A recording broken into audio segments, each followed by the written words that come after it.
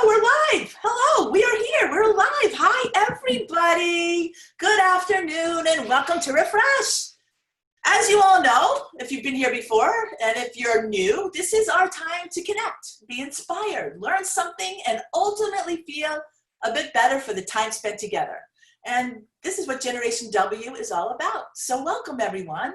And speaking of Generation W, this is as good a time as any to remind all of us or make the request to mark our calendars for September 11th. It will always, it's the day we eagerly await for because it was supposed to happen back in April. So we've been waiting a long time for the enthusiastically attended Generation W event, originally in April, as I said. But this year we're excited as we embrace technology and bring to you the inspiring Generation W experience virtually. Now, I don't mind saying we'll bring it to you virtually, but I want to assure you that the impact is quite real. Vision 2020 is where we will explore how we see the world. As importantly, we will look at what we don't see. Isn't it amazing? Who knew when we started all of this that the world would be turned upside down by this little antigen that we can't see, right? And especially now as we question what seeing really means. So please go to genwnow.com, write it down if you have a place to do that, and see the diversity of voices that will be joining us, amazing speakers, and we'll be talking more about them in the weeks to come, but it's up on our website right now. I wanted to share with you that I was reading this really interesting article this morning. It spoke to me really deeply. Matter of fact, it was the kind of article I underlined and then wrote things down. And it spoke of a new social need emerging from the dark corners of ongoing disruption and revolutionizing technologies. And the consequence of all of this is that it weakens humanity. We have this sense of loss, which we feel. Our sense of where we are in the world feels unbalanced, offset, to be expected. And it goes on to say that we can combat this challenge, that we need to have strength of mind and conviction. And in simpler terms, we basically need a booster shot in strength, comfort, confidence, so we can better tune back into the meaning and purpose that truly does drive the goodness in our lives. And when I read it and I thought about it, I could definitely relate, but it speaks to the heart and soul of Generation W. I mean, that's why we're here today. Refresh is a booster shot. It's a booster shot of strength and comfort and confidence. It gives ourselves a sense of purpose and meaning as we gather together, even through technology, right? And I can't think of today two better people who are primed to help us do that.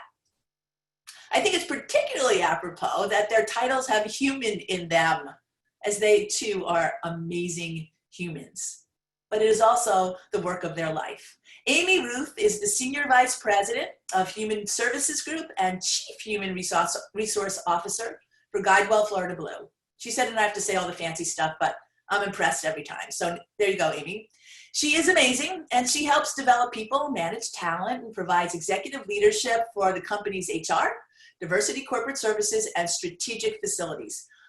Aim, I definitely want to understand what strategic facilities are, but amazing, amazing leader.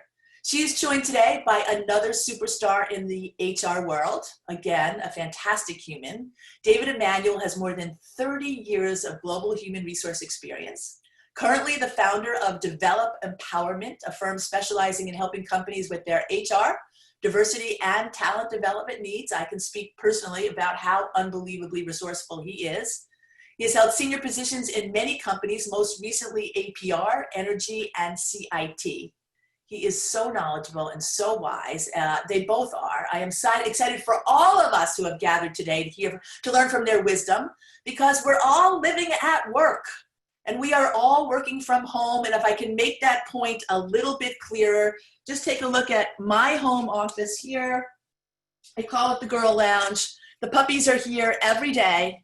They make me, actually, I'm not alone when they're here. And my boys remind me that I talk to them every day. Which I guess is a good thing. So hi guys, how are you? Morning. Good afternoon. Awesome. Oh, that's right. It's afternoon. It's 12:04. So let's talk. What's happening? I mean, living at home.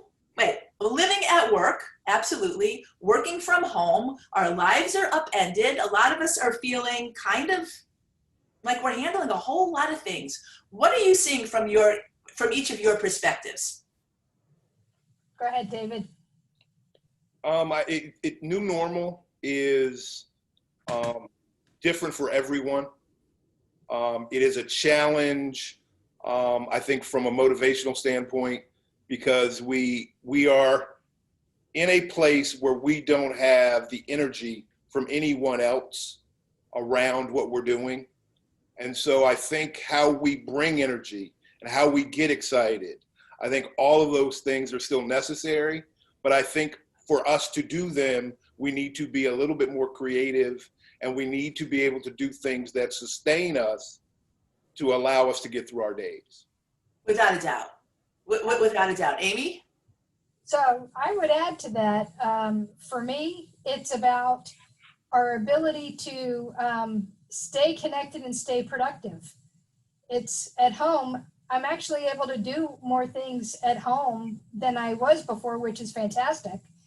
But you do have to strike that balance. You have to tune into who you are, what are your priorities, have a plan for every day, and make sure you can bring your best self no matter which part of your life you're showing up, because it is all one thing. Yes, we do. I love your positivity, Amy. I follow you on Twitter. There's always really good, uplifting messages from you. The reality is we're distracted by each of our lives, right? Our lives are now in one place, right? So when my kids walk by the door, and I don't have little kids, I have big kids, but it doesn't matter. They walk in, they leave me stuff, they ask questions. It doesn't matter what's going on here. I only imagine if I have the 7 and 9s. And sometimes my Zoom's on and people are like, oh, wait, Donna, like my office is on the phone. What do you got here, here, and here? Right. It's challenging, right? It is challenging. Anytime there's a thunderstorm right about now, my little dog makes her way into the room I'm in to demand my attention, because that's for her the most important thing possible. And so you do have to balance it. I've never been a proponent of work-life balance in my career, even though I know that's a big study for human resource people. But for me, it's all life. You have one life to live, and you have to do your best to balance it and juggle it. And never has that been more true than right now, living in this pandemic, when most people are working from home. And you bring your whole life with you to work no matter what anyway. This is just a little more real example of that. And so you have to be open to whatever it is. We laugh because you point out your dogs. Most of us laugh because people bring their kids. My assistant was on earlier, and her son poked his head in the screen. It's your whole self is what makes you so uniquely you and so uniquely good at what you do. So let's embrace that and let that be all of how we work in the future as we move forward. That's the most comforting message you can get for an HR person, which is bring all of you. That's uniquely you. But there's a lot of pressure, right? In terms of when my kid comes in and talks to me while I'm on my Zoom, is my boss going to think less of me? You know, what are the Zoom rules? Are there Zoom rules, David, now? Is there a whole new etiquette that we have to worry about? Are we going to be judged of not giving our best selves or being most productive? I think I think we started with Zoom rules, but I think they've gone out the window. I think there are still leaders that struggle with the animal that comes into the picture. But I think we all have to accept that is something that's going to happen.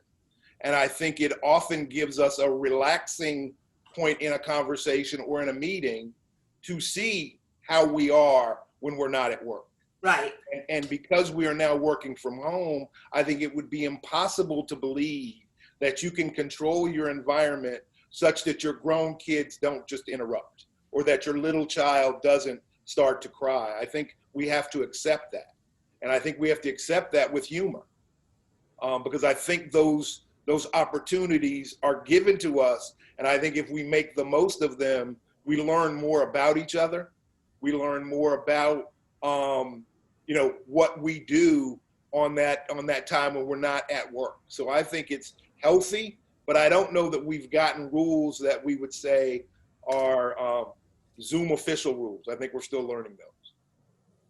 Well, and I think I would add to that, David. You think about, Donna, we sit here today, it's the 12th of August. Most families are trying to figure out, are their kids going back to school? Or are they not going back to school? The pandemic started and suddenly kids went home from school.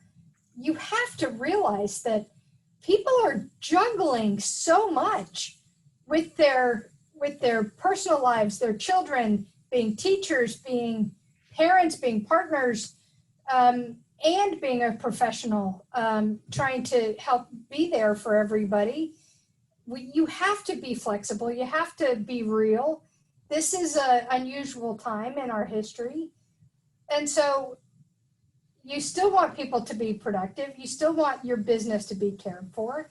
So let them be distracted a little bit, because that's what's going to help them turn their focus to your business and your customer at the end of the day too. So it's not ideal, but it's definitely something that's going to continue to thrive as you move forward. Right. And I'm interested, we have a lot of people on today, and I'm just going to, before I ask the next question, I just want to say hello, because that's what we do. Hi, Lisa Mora. Latoya Taylor White, by the way, whose daughter is doing an unbelievable drive to get school supplies for our kids. Crystal Pierce. Tanji Grothby, appreciate you all joining us. Brooks Biagni with JDRF, LaShonda Johnson, Angela Spears, and Christina Upchurch both want to say their dogs need a lot of attention. And then I think Stacy wants us to know that her kids and pets and hubbies poke their heads into their meetings all the time. So there you go. Also, Shelly Diamond just joined us. Shelly actually makes sure that the kids of the United States through UNICEF are being taken care of, and we appreciate the work that she does. So let me ask you this. Now that we're working virtually, as we work virtually, what cannot be replaced by virtual? What are we missing in this working environment that we can't get if we're all together in the work world? That one for me is immediate and easy. Hugs. You can't replace a hug. First time I saw you, Donna, big hug. Even though we probably shouldn't have hugged. We had to look around for the COVID news at the moment. That's probably true. Yes, right. But I hug people every day at work normally. And I miss that. But for me, that's the biggest thing, is the ability to have a more intimate physical connection. But it doesn't, to me, it doesn't have to be completely distant either. You can use technology to keep connected with people. And I think the connections are really important. And they are. David? I think it's the physical that Amy spoke to. For me, I loved walking around and just that impromptu conversation. Not really knowing who I was going to touch or where and when, but you do not have that opportunity. Now it is somewhat planned. It is not as impromptu. I think there are things that we can do to create those kind of ad hoc, but they do have to be planned, and I miss that ability to just touch and be connected to. Right, which speaks to the power of connection. Just how, and if there, we like to look at silver linings, understanding how we're all connected and the value of that is important. It's important learning. Like when we sit in those quiet moments, I feel like we've had more quiet moments when this whole thing started, as opposed now I feel we're back up to warp speed. But let's talk a little bit about productivity, because I've spoken to a lot of leaders of different companies. There are some leaders who are saying, oh my gosh, we are far more productive. Our numbers are up. Cannot even believe what is happening now. Some of that productivity comes out of employees now working from 7 to 7 because they're not commuting. They're like stuck in, they have Zoom butt. Zoom butt is not a good thing. It's not like Zumba, it's Zoom butt. And then I've heard other employers saying, listen, it's just not working. I have some of my employees, they might be on a Zoom meeting, but they're getting a pedicure at the same time. Now, some people will say, oh, I didn't think of that. Maybe let's try that next time. But there is a concern about that connectivity, that problem solving. That's not happening in those companies. What are you hearing and seeing? And listen, everybody here, please, this is a collective conversation. It is made better by your voices and your questions. I'm just here to keep us going until you chime in, okay? All right, here we go.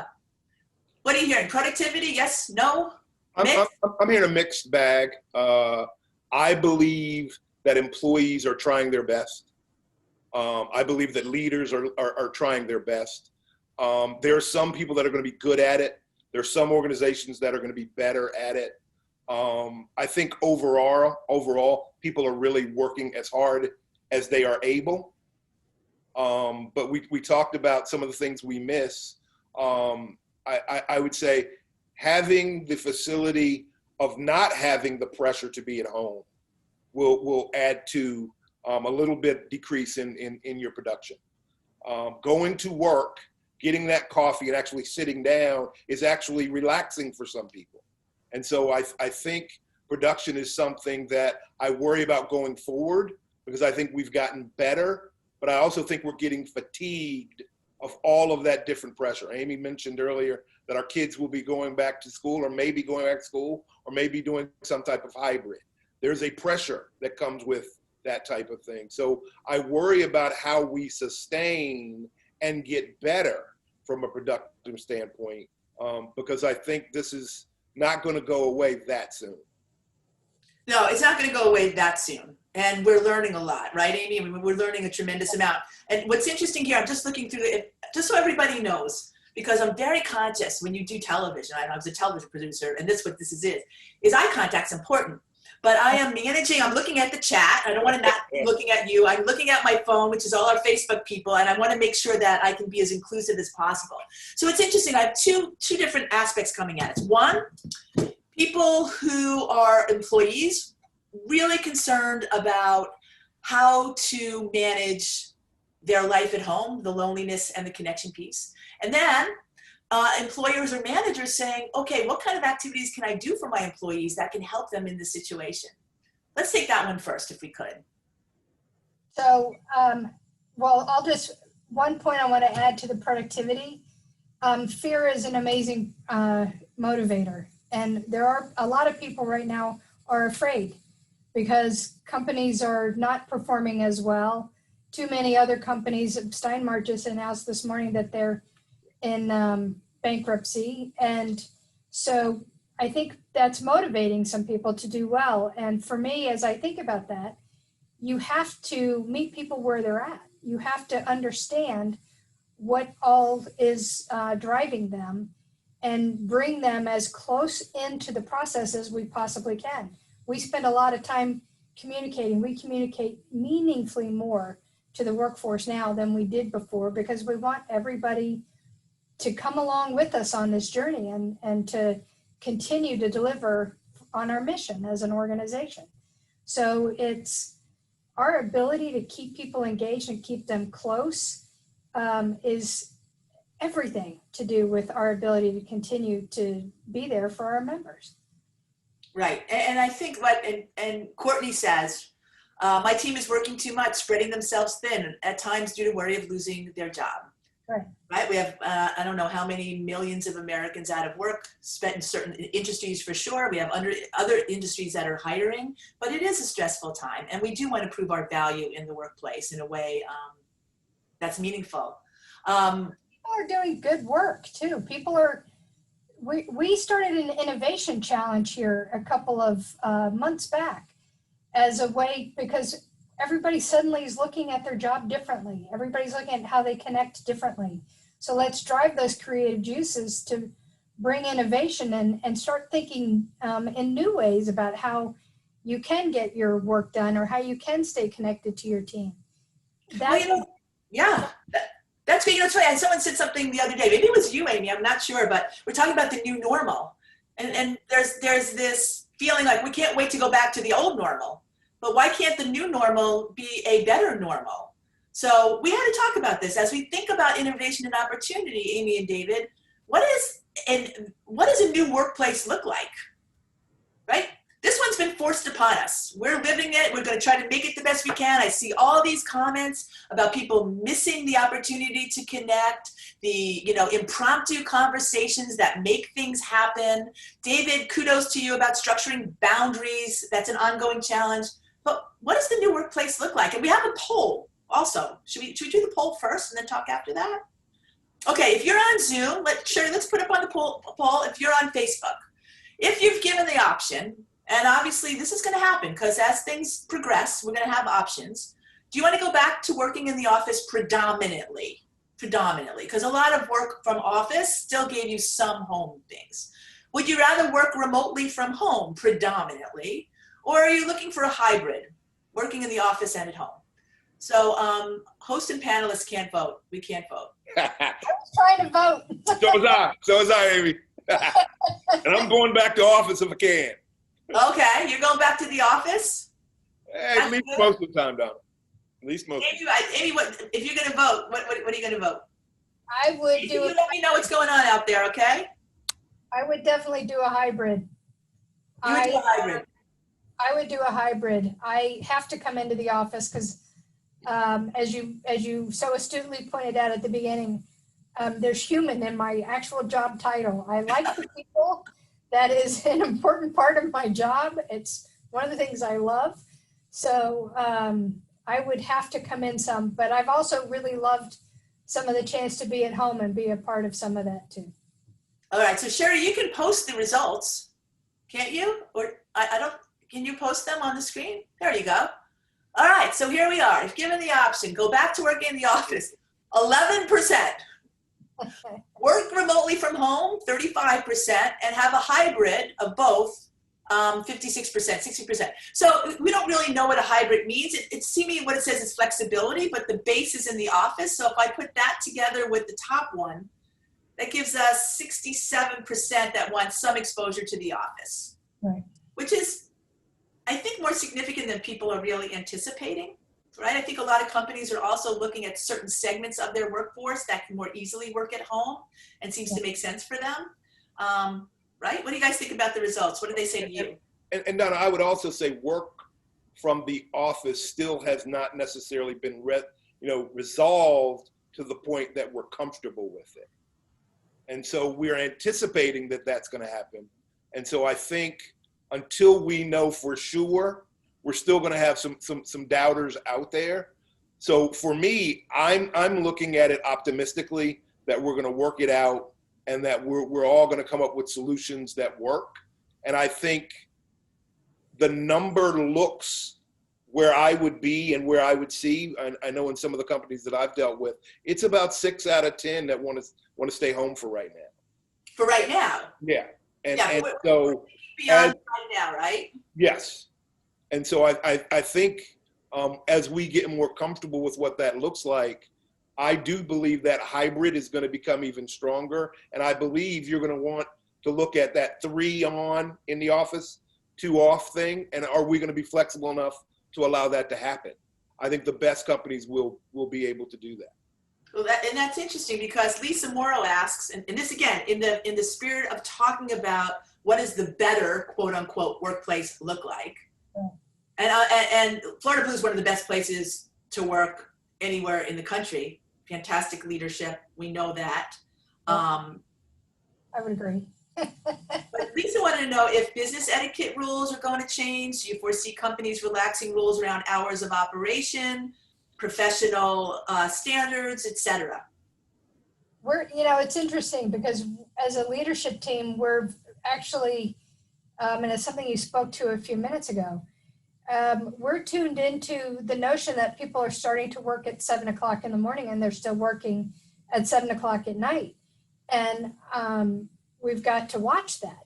There's times when that's perfectly appropriate. You're busy, you have a project, whatever, but that can lead to burnout in a significant way and affect your workforce broadly. And so we're trying to help make sure as leaders we're tuning into not allowing that creep to happen as a standard course, because it will have a burnout effect on the workforce. Well, let me just give you kudos for doing that, because I have lots of friends who are in companies and said, how did we get on these 7 o'clock at night calls? Like, how did that all of a sudden happen? And the 7 o'clock in the morning. I mean, listen, there are certain industries that are drivers, but, and I'm not saying that that's okay. I'm just saying that people are feeling fatigue.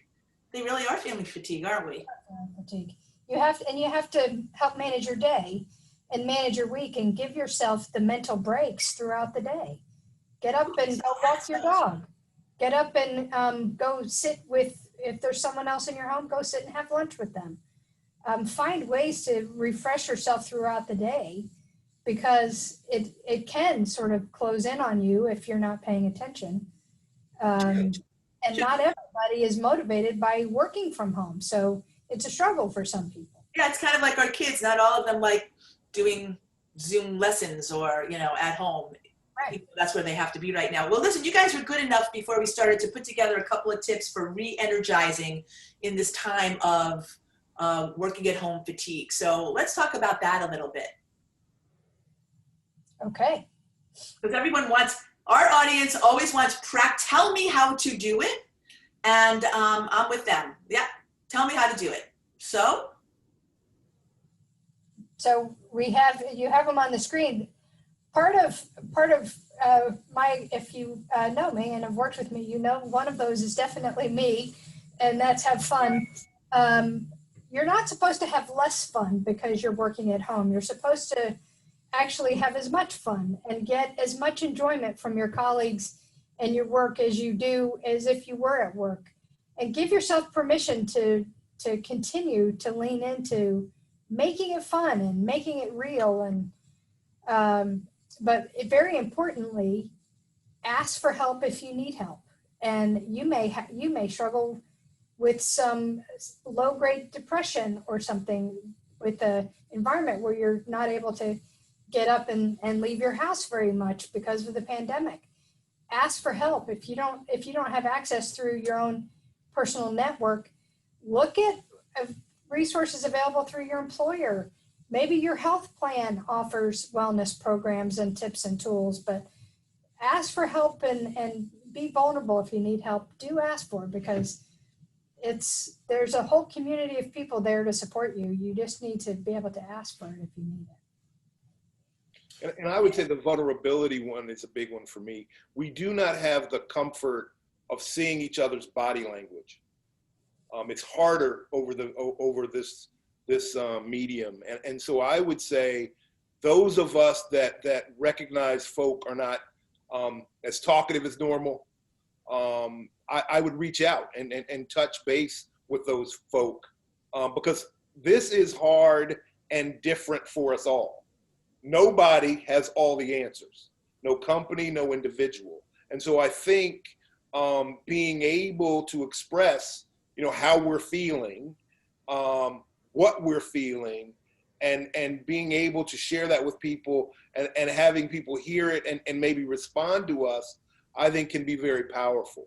I think we have to be able to support each other because we're all going through it. This is something that when I talk to my friends internationally, they're going through this also. They're a little bit in front of us in terms of how they're returning to work, but they're not that far out there that they're comfortable with everything yet. So I believe sharing where you are, how you are is very important, and be ready to listen. And if you can't help, to Amy's point, find the tools, find someone that can help give you some answers to kind of get you through what you're feeling. Well, so David, here's a specific question from one of our viewers. Lisa says she joined her organization 10 days ago. Ouch. I don't know, 10 days before Okay. began working from home. Okay. Okay, and it's funny because I had a conversation out on my back lawn with a bunch of recent graduates of FSU who, by the way, all had gotten new jobs, but the same situation. They are working in isolation. And she wants to know, do you guys have any specific tips? Because it's been tough building relationships to help with that. Like, how do you build relationships when you haven't had the opportunity to be in a physical space with people? It's happening a lot more to a lot more people than we think. And I'm sure you're hiring now, Amy, so you would probably have that with some of your employees. We just hired Mariah. Hi, Mariah. And it's tough. I think as the employer, I need to be very thoughtful about how we are onboarding.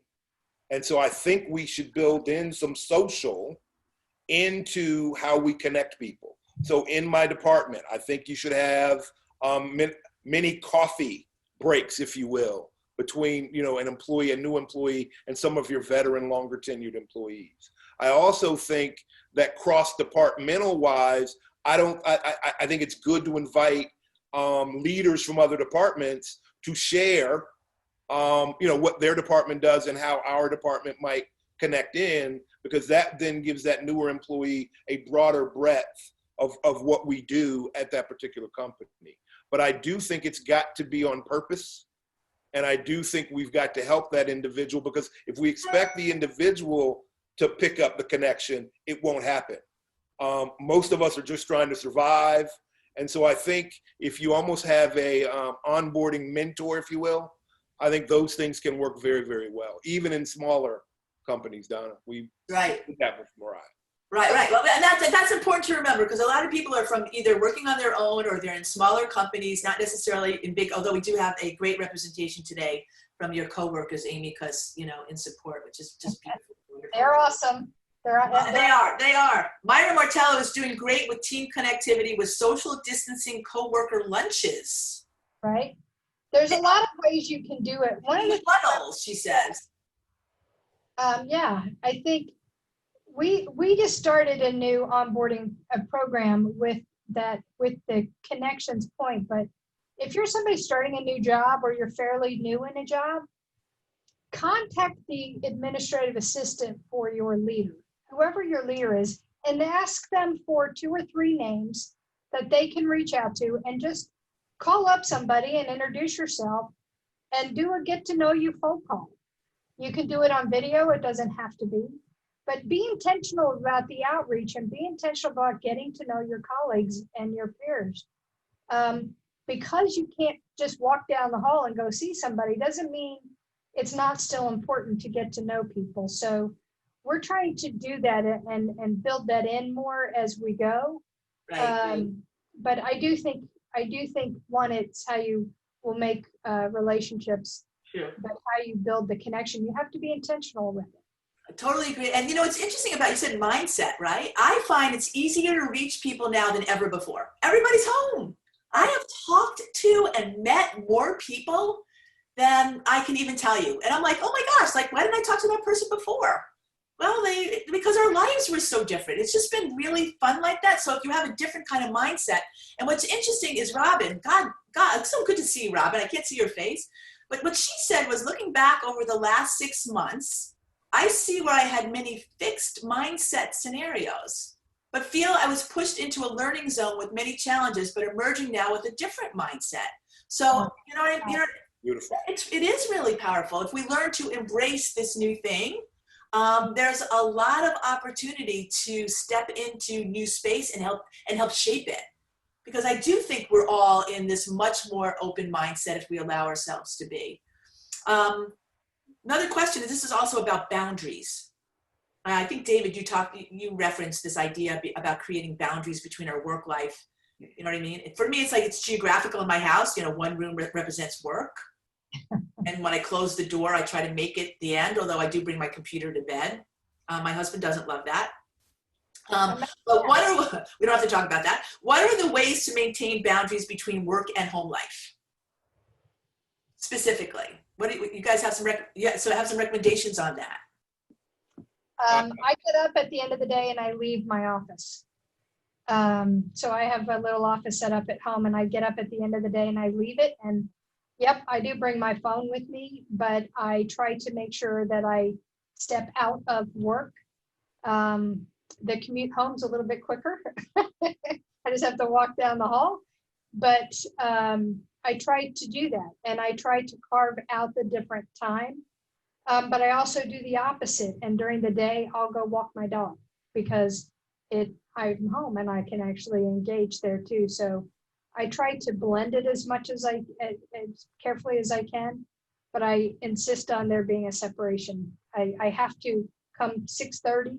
I have to try to put it away. Lisa, I hope that's helpful. David, do you have any tips? I have a friend that at 6 o'clock, he has an alarm that goes off with a particular song. And so at that point, as the song is playing, he's going to decide, you know, am I working another 30 minutes, 20 minutes, 5 minutes, an hour? But whatever, I'm going to stop, whatever I come up with, that's going to be that time. So I think it's some demarcation. It can be physical, it can be in our heads, but some little trigger that says, okay, work day is over. And then it's really, I put work away.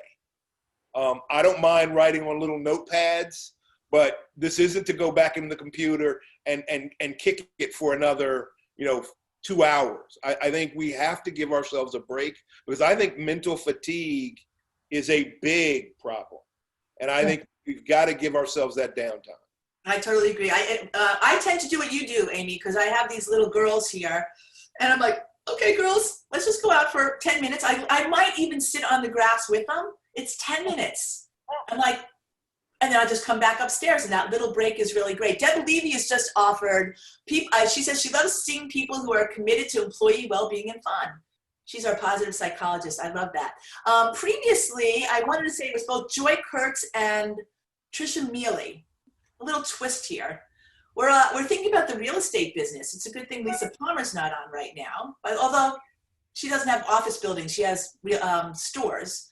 Right. What's going to happen, right, with the real estate business as people reevaluate how to use office space? Well, I think that's a big challenge. I had a meeting a couple months ago with a giant real estate organization wanting to get a sense from me as to what are we thinking and what might be happening in the future. And I suspect they're all looking at that. I think real estate will be used differently.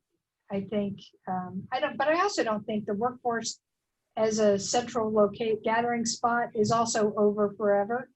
I think it will be different, but if you imagine that you do need to bring your team together, you're going to need space to do that. So I don't think it's a complete retraction from what we've been used to in the past. Right.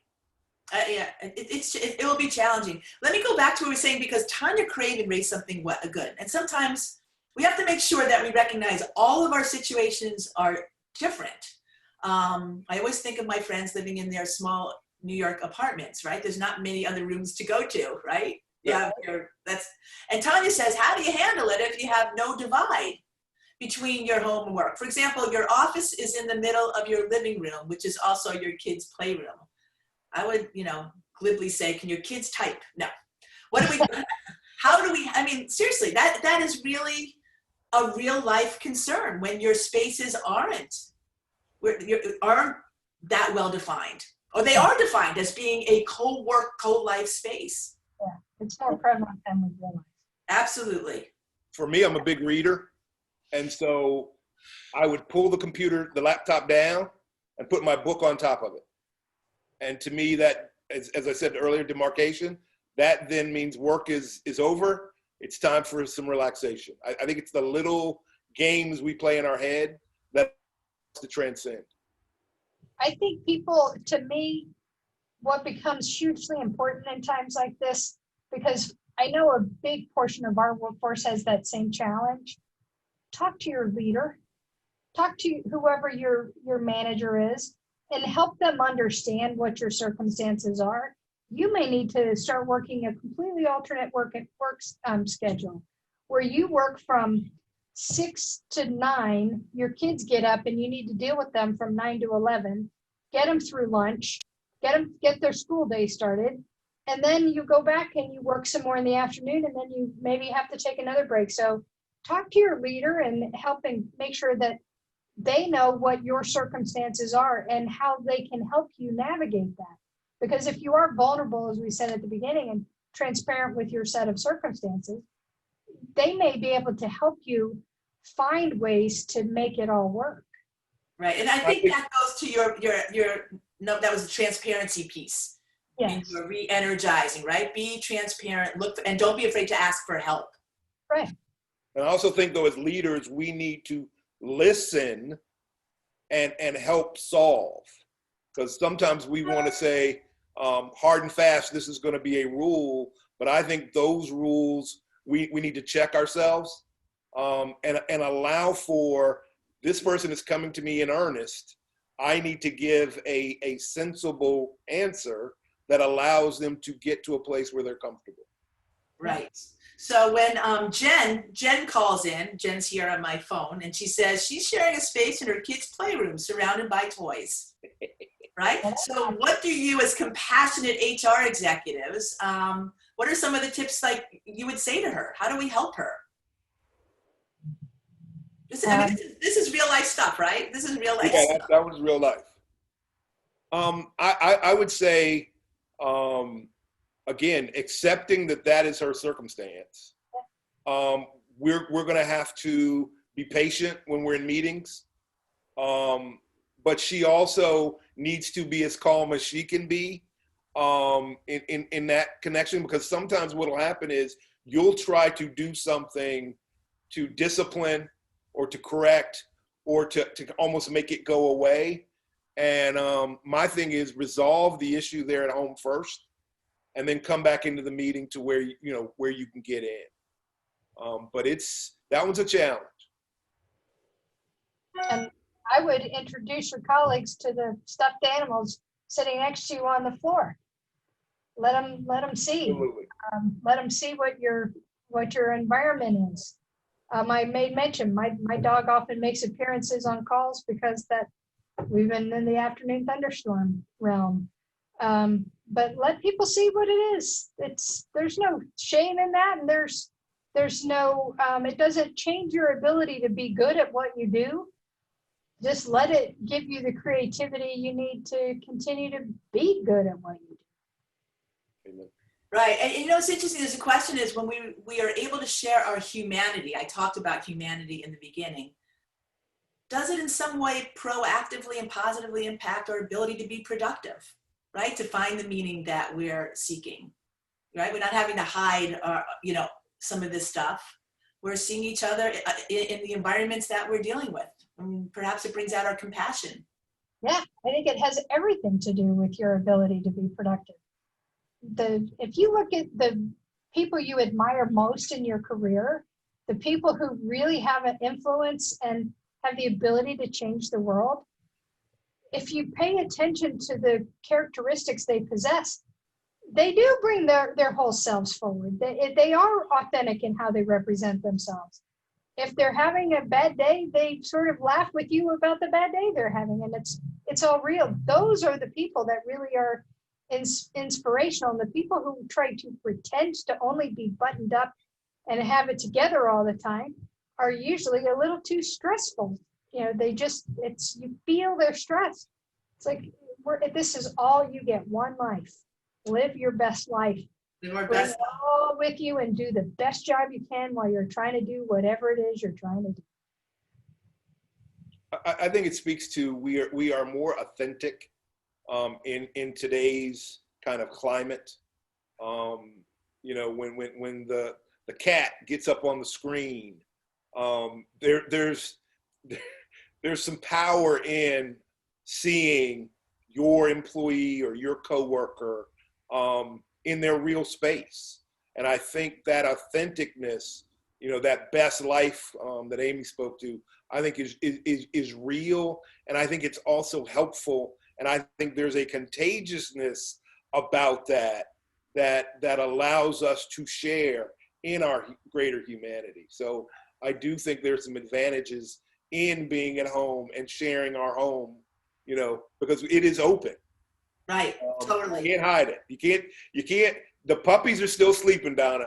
We have done nothing to excite them yet. No, trust me. It's only when I take out the treats. It's good. They're supposed to be sleeping now. This is nap time, right? Nap time.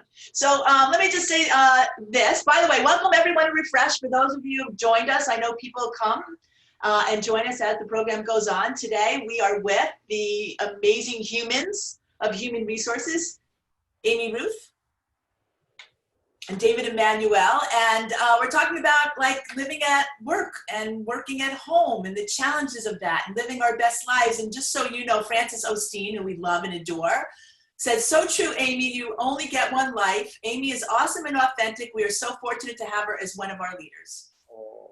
Thank you, Francis. And there's more of that, Amy. I'm going to take a picture of this. And Sherry, let's just make sure we have this so Amy can take this and live off of all these good vibes. That I guess I'll do this for you too. David is amazing. Always full of real truth, honesty, and not afraid of talking about anything, which is really, really important. I want to flip us just a little bit. I want to make sure I'm not missing anyone who might have a question that they're screaming for us to answer. I'm not saying that at the moment. But one of the things we talked about, like, we have a lot of employees here from Florida Blue, but overall our community has a lot of people who are thinking about their jobs, their life. This has been a time for self-reflection. Am I doing the work I want to be doing? And you're both hiring managers. Plus, let's just think about this. We all have kids, neighbors, friends who are coming out of school or looking for jobs. And they're always saying, well, what should I do? I can't tell you how many calls I have had of late of kids of friends or kids I've met who say, like, what do I do? Where do I go? You know, should I be in the entertainment industry now? Right? There's a lot of industries that are on pause. So you put together also some notes on what are some of the things that as hiring managers you are looking for. David, we'll start with you. I'll leave it to you to kind of talk through the things that you find important when you're looking to hire. And I know you've hired a lot of people in your day. Well, I think we control and we need to work from the things we can control the most. And I think bringing the right attitude is powerful. I think being open to being positive and sharing the best of you is very critical. I think having gratitude for someone taking the time to meet with you is something that it transcends. It also lets people know that you're comfortable, that you would be a good culture fit. And I think being flexible about what it is that you want and what it is you are willing to do to get to that place where you fulfill what those wants are. I think those are kind of my keys because I can bring them with me everywhere I go in each instance. And so I think today's world is requiring a lot more flexibility, and I think being able to do that and bring that with you is powerful. All right. Amy? These are Amy's tips. I feel like it's a cooking show. This is your recipe. Here's your recipe. Okay. So, and I already spoke about being intentional about relationship building because I do think that is how the world works, is relationships. But for me, when somebody's looking at which organization to go work for, start with yourself. Don't. I think candidates often think, oh, I need to fit in with them. Well, they need to fit with you too, and it's a bilateral equation there. So make sure that you're aligned with the values of the organization and that you can stand with what that organization stands for. And then be positive. Be a positive voice for whatever the challenges that your business is facing. There's an expression that I have used from time to time. Are you a part of the problem or are you a part of the solution? And be a part of the solution. Be willing to use your voice for positive change in whatever organization you're going to work for. And I think if you do those things, then you have lots of growth opportunity in your future. Okay, if anybody has any comments or questions about that, that would be helpful. What's it like out there for jobs? We know a lot of people are looking at them. We know industries have been decimated at this particular time. Travel, restaurants, bars are going up and down, hospitality. Actually, the sports and entertainment industry has been quite kind of halt, right? There's no fans going, which represents a huge amount of revenue for those industries. So every time my kid calls me and says, hey, I'm like, hey, it's a tough time, but that's not to say there aren't other innovations happening. Right. Any particular observations you could share with us on that? Healthcare is a great place to work right now. True. And we probably need a lot more healthcare workers. Are you hiring, Amy? Is that what you're telling us? I do think that we are at a genesis in the world, that this is a global pandemic and it will lead to different opportunities as we move forward. But I do think the world rebounds. I think that the future will continue to turn in the ways that it has moved in the past. But for me, it's, you know, I remember as a kid, I worked in banking. My dad was like, I'm not sure that's a great career for you. Was there anything more stable than banking? And then I worked in hospitality, and I know far too many people right now in the hotel business that are really struggling as you watch the companies struggle. So for me, it's always been about working in an organization that allows room to move, where you can grow your base of experience and exposure. And it can be any industry. There are many industries struggling, but take what your skill set is and see how you can apply it to a different industry. Maybe an avenue for you. You may have always thought of yourself as a sports person, but you could maybe go work in a different type of company with using your same skill set, and give yourself permission to think about that. Right. As Robin said, I have much more of an open mindset. We have to think about that. I actually talked to a group about that yesterday. David, would you like to add anything to that? Well, I think technology companies, I think logistics companies, their momentum didn't get halted all the way, and I think they've actually started to bounce back. I think anybody that does home servicing, your plumbers, your electricians, your air conditioning people, because we're working at home, I think there's been a spike there. I'm like Amy, I think be flexible around what you'll look at, and your entry points may have changed a little bit, because I think right now it's the better companies that are doing well are going to attract more. So be competitive, be ready to compete in that context. But I think there is, I don't think we'll stay in this lull for that much longer, because I do think we're going to work our way through this. Oh, I like your positivity. I like that a lot. I like it a lot, right? To give us a little comfort. Here's a couple of other questions for you. I like this comment right here. Let me just pull it here. Sheila, how do you think employee productivity and disciplinary / corrective actions or discussions have or should they be different during this situation? I mean, you got to have hard, difficult conversations. I know Melinda Wolf, she's also a supreme HR executive, has worked at so many companies, often talks about these difficult conversations. Right. We have to have them, right? Yeah. You have to have them, and you have to be equally, don't change your values and your standards because we're remote. You have to live by those, and I think they're more important now than before. But I would also say the number of disciplinary actions that you see exist because, you know, two people get into a disagreement while facing each other at work. Some of that actually has gotten better because of the distance. So it's a strange balance, but ethics and standards are more important now than they were before, because we have to have trust in what you're doing when we can't see you. And so you absolutely have to be forthright about any disciplinary question and address it head on. Yeah, right? Chikimba Martin. Hi, Chikimba. Wants to know if this virtual hybrid work idea will benefit employees seeking more ADA accommodations due to medical health issues. Yep, I think that it will. Think about your career now that you are getting to be expert at working remote. You don't have to now think, well, if I leave my employer, can I find another job? I'm in Jacksonville, Florida, in Jacksonville. Or now you can apply online skills to any company anywhere. So you just opened up your ability to go work someplace else anywhere. If you can get good at remote working, you've really opened the doors to your career.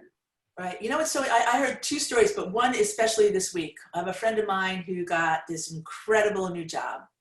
She's talking to me about all the different positions she would want to fill in this job, in this new job. And she said, my number one person I want to hire is the sales executive. I doubt I'll ever get him. He's in South Florida. I'm in New York. It's not going to happen. And I talked to her 2 days ago, and she goes, "Oh my gosh, I hired him. He's in Miami. It's fine." Right? And it just changed her whole outlook on how she thinks she's now going to be able to problem solve for this company, because she's got this superstar employee that jives well with her. And it's not the only story I've heard like that. So again, opening that mindset, building on what you said, Amy. That's right. And you're consulting for companies all over the country, right, David? Yes. We are connected by technology. And our day everywhere is 24 hours. And so there's a lot of time to connect with people, because to your point, Donna, most people are home picking up the phone. And so I think that mindset is fueled because we have accessibility. And I think that accessibility is going to continue. I don't see us going to a place where we're not going to have some people working from home ever. I think the employer that says we cannot work from home at all is going to become obsolete. And so I think there's going to be some type of hybrid, although I would be the one to go back to the office all the time. Right. My connectivity to the world is connected through technology. And so I don't know that I just work in Jacksonville. I work in LA, I work in New York, I work in Vegas, I work in Dallas, because the technology allows me to connect. Well, that's awesome. Well, guys, go ahead, Amy, and I'm going to wrap it up, but go ahead. Yeah, no, I was just saying, I want to work in Vegas. That sounds It's kind of quiet there, though, Amy, right now. I know, right? Yeah, it's really quiet there. Well, listen, I want to echo what one of our members or viewers said today, Deb Levy, which is such a nice to talk to people who are involved in the human resource business, if you will, and show such compassion and care for the people that they work with and trying to help us all be better. Amy, I think we'll all remember that you got one life. This is what you said. We got to live that life to the best and do the best we can.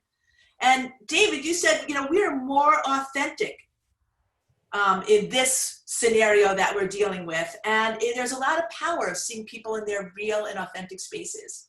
I think those are two great lessons and themes that we can take forward. I want to thank everybody for joining us today.